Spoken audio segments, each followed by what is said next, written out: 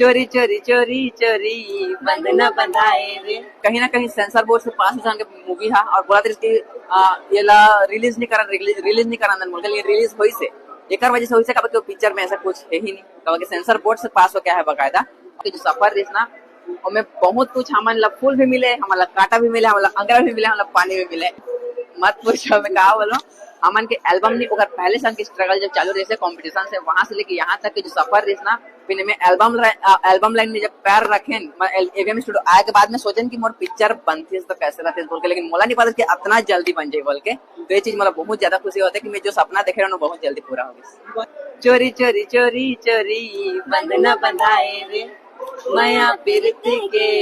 दोनों बंगवाए रे मिठ मिठ मिठ पीरा सताए मिठ मिठ मिठ पीरा सताए हाय रे माया माया बिना रे नहीं तो जाए।